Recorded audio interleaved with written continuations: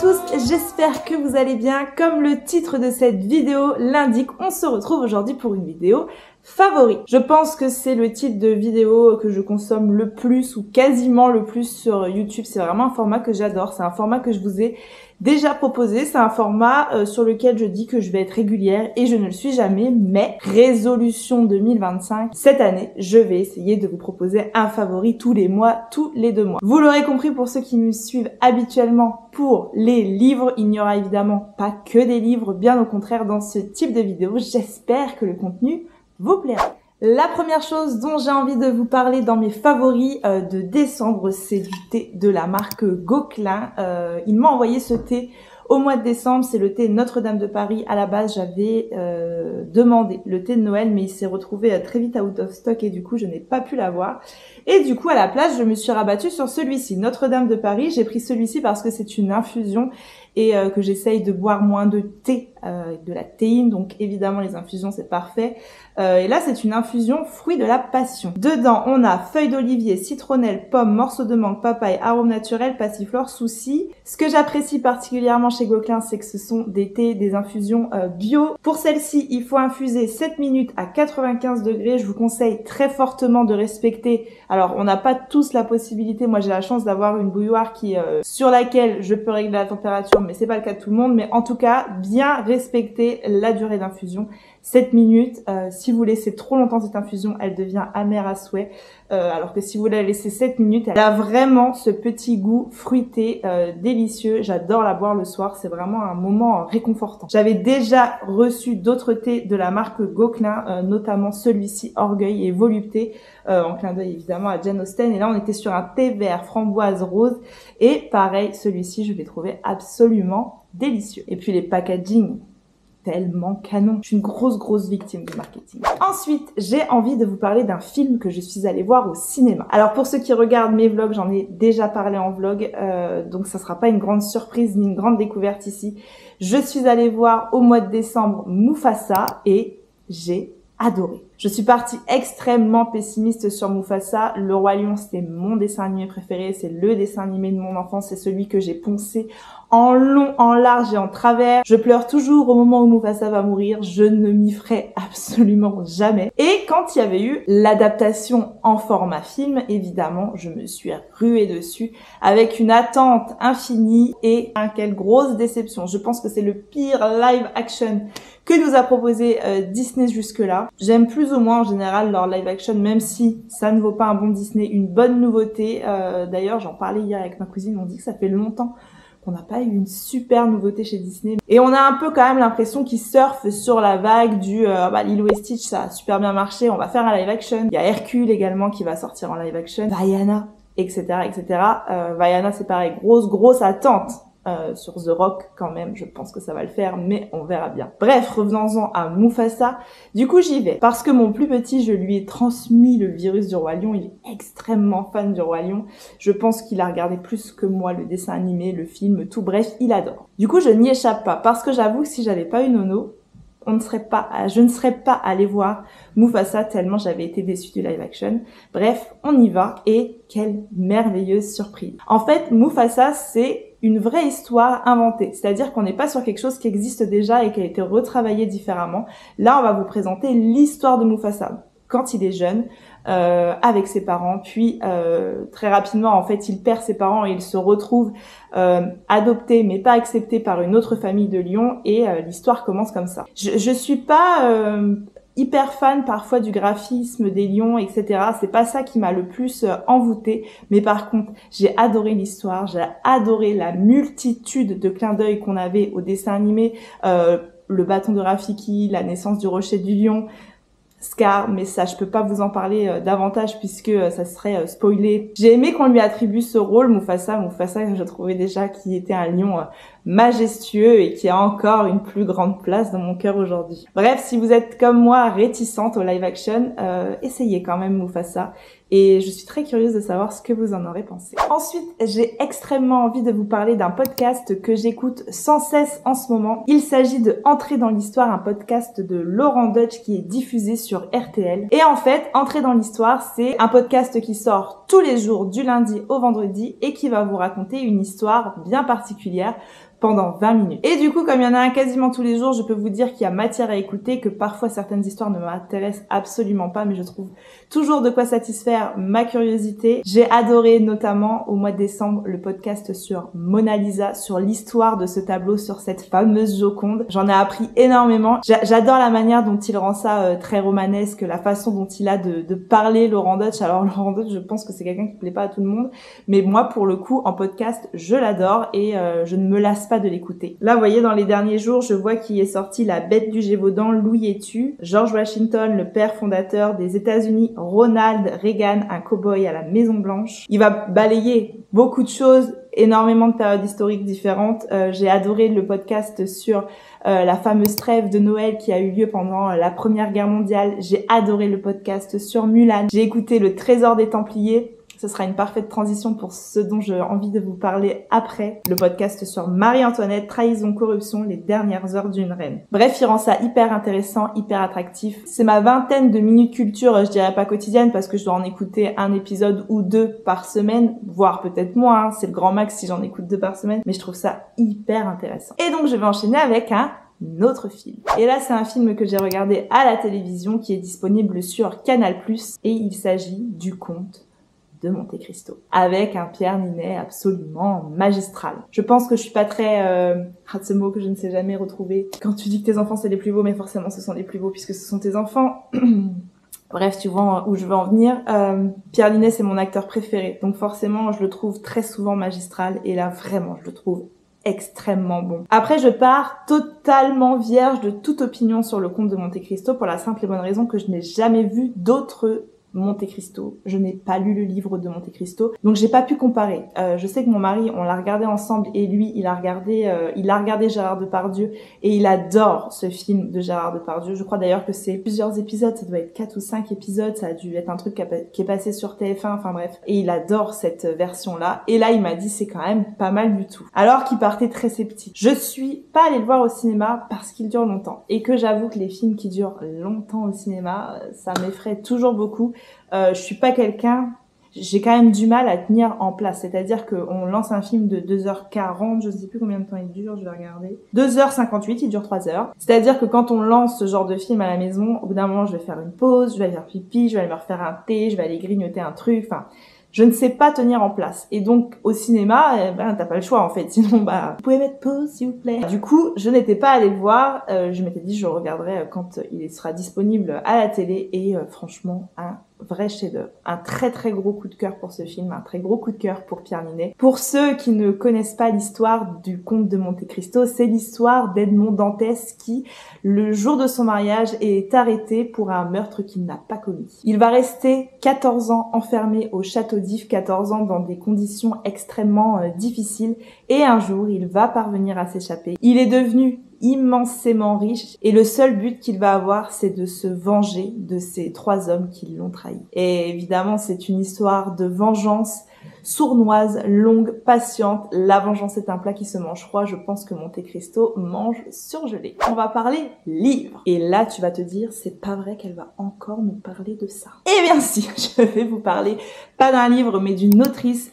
mon plus gros crush littéraire de l'année 2024 en la personne de Vi Schwab. J'ai d'abord lu Addie Larue, qui est mon coup de cœur intersidéral. Ça, je vous en parle dans la vidéo de mes meilleures lectures de 2024, donc je vais pas revenir une fois de plus sur ce roman-là, mais lisez Addie Larue. J'ai eu pour la première fois un commentaire sous mon post Instagram qui me disait que la personne, elle avait pas terminé. Et c'est bien la première fois que j'ai un commentaire négatif sur Addie Larue. Sinon, franchement, 99,9% des gens adorent. Bref, revenons-en à nos moutons. Je ne vous parle pas d'Addie Larue, je vous parle de Vi Schwab.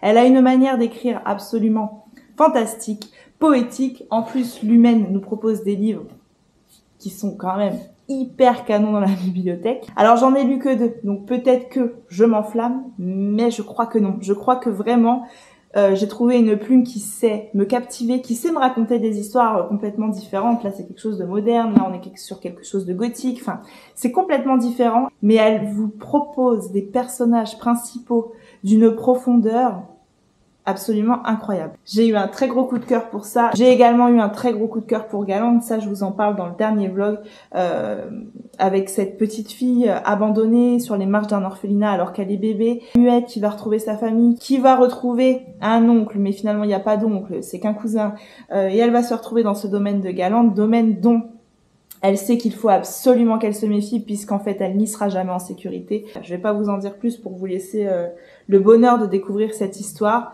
mais elle a une plume addictive, douce, poétique, enfin tout ce que vous voulez. Je lui trouve aucun défaut en fait pour l'instant à Willy Schwab. J'avais mis en vente sur mon Vinted ça, parce que ça je l'avais acheté un peu sur un coup de tête sans trop savoir de quoi il s'agissait, parce qu'en fait pour la petite histoire, quand j'avais voulu me procurer La vie invisible d'Adi Larue, une fois que j'avais commencé à en entendre que du bien, etc., je m'étais dit je vais aller le chercher. Et la version hardback, elle était introuvable. En fait, elle a très vite été out of stock, enfin peut-être pas très vite, mais au moment où moi j'ai voulu y aller, il y en avait plus et c'était plus disponible. Et donc, évidemment, je me suis dit je vais aller voir sur Vinted. Et là, il y a des espèces d'escrocs qui se sont dit on va revendre ça 100 €, 80 €. Donc je m'étais dit tant pis, je n'irai pas La vie invisible d'Adi Larue parce que je voulais absolument la version hardback. Heureusement qu'ils l'ont réédité parce que sinon je serais quand même passée à côté d'un truc incroyable. Et du coup, quand j'ai vu ça sortir, je me suis ruée dessus en me disant il y aura des questions que j'en loupe encore un autre, bref. Sauf que de ce que j'ai compris, ça, Threads of Power, c'est bien le livre 1, mais ça suit une autre trilogie. Donc faut que je remette le nez dans Willy Schwab, dans ce qu'elle a écrit, dans l'ordre à laquelle elle a écrit ses livres, et que je relise tout. Goal de l'année 2025, être à jour dans tout ce qu'a proposé Willy Schwab. Tout ce qu'a proposé Willy Schwab, traduit, parce qu'évidemment je ne sais pas lire l'anglais. J'ai envie de vous parler, alors c'est pas vraiment un favori de décembre, c'est plutôt un favori de mon année 2024, et c'est un produit que j'ai découvert, qui est énormément passé partout sur les réseaux sociaux, je le fais découvrir à personne. Comme je vous le dis en début de vidéo, je suis une grosse victime du marketing, des influenceuses, du nouveau déodorant absolument génial que tu vas sentir la fleur, même après 6 heures de sport. Enfin bref, j'y crois toujours, je commande et je me fais souvent avoir comme un mouton. Et puis, j'ai eu envie en 2024 de commencer à reprendre soin de ma peau. C'est-à-dire que j'étais la personne qui se démaquillait avec une eau micellaire à 3 € de chez Carrefour, qui ne mettait aucune crème, qui ne mettait rien. J'avais la peau quand même pas en super état. Alors j'ai toujours eu une peau plus ou moins clean, c'est-à-dire que j'ai pas eu de gros acné juvénile, j'ai pas eu tout ça. Mais je me suis dit quand même qu'il fallait que je prenne soin de ma peau, puisque bon, on va faire face à la réalité, j'ai 34 ans, je commence à vieillir et prendre un peu soin d'elle ne lui fait pas de mal. Et du coup, j'ai craqué sur une routine beauté de chez Typologie. J'ai craqué là-dessus en me disant que j'étais un mouton et que je vais recevoir les produits et que comme d'habitude, j'allais pas du tout aimer. Et finalement, ça a été un très gros coup de cœur, ces produits. Je vais prendre mon téléphone pour vous parler de cette routine puisque c'est super bien fait. L'application Typologie, elle est hyper bien faite. Elle vous définit votre type de peau, elle vous propose les produits qui vont correspondre à votre type de peau et pour en prendre soin un maximum. Du coup, ils m'ont créé une routine. Alors après, ils te pètent 5, 6, 7 produits dans ta routine. Tu prends ce que tu veux. Il y a des choses que j'ai jamais commandées parce qu'on va pas se mentir. Il y a des produits qui sont quand même assez coûteux, je trouve, chez Typologie. En tout cas, c'est pas le budget que j'ai envie forcément d'accorder à l'instant T pour ma skincare. J'ai la crème purifiante que je trouve vraiment géniale. Ça, c'est la crème que j'applique le soir. J'ai un sérum matifiant qui, je trouve, fait extrêmement bien le travail. J'ai quand même la peau très grasse, bien souvent ça brille et en général la crème fait extrêmement bien son travail. Et j'ai également le sérum teinté. J'ai jamais été un peu de peinture, j'ai jamais été quelqu'un qui se maquillait beaucoup. Je me maquille toujours de la même manière depuis 15 ans, bref.